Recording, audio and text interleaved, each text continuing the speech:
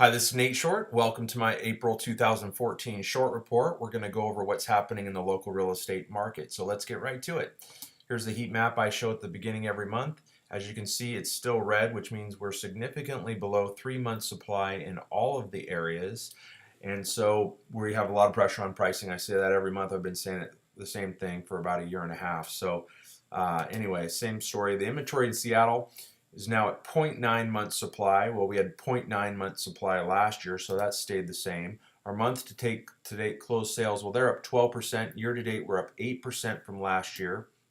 Our median closed sale price is up 7% from last year, and condos are up 6%. The inventory on the east side is now at 1.2 months supply versus 1.1 months supply last year, so it's edged up a little bit.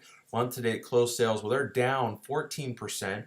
Year to date, we're down 13% from last year. So the lack of inventory has really affected the number of transactions that we're doing across the board.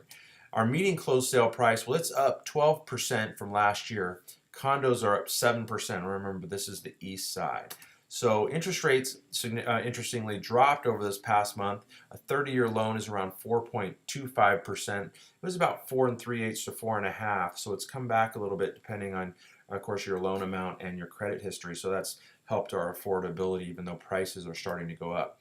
Wanted to show this graph again. Shows the historical interest rates as compared to if we were to go back to 1983, as you can see, they're still very, very low, around that 4.25% historically. So that's keeping our affordability in check.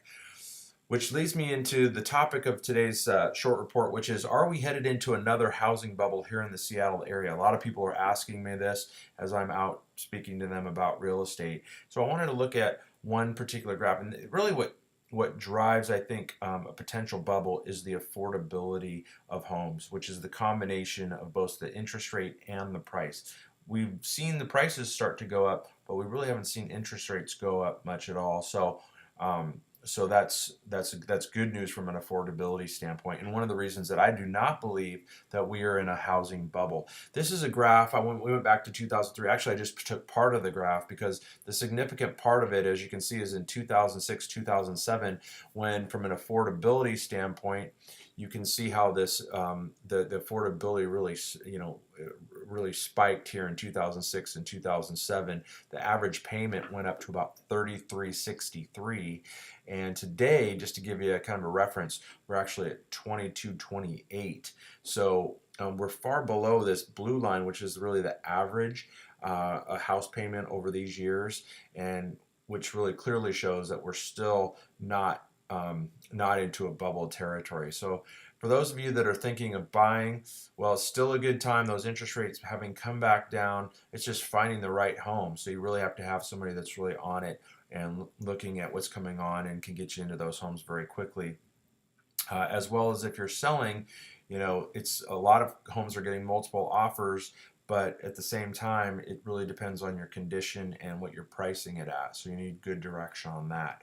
And as I this is just a slide that should show the historical average payment when we've calculated out was about $23.49 over these are the last 13 years. Today's payment again is at $22.28 on average. So anyway, that's some interesting information. Please give us a call if you have any questions regarding real estate. We're happy to help you out and get you that information and possibly even sell you or your friends a home. Thanks for listening. Have a great month, and we'll talk to you next month.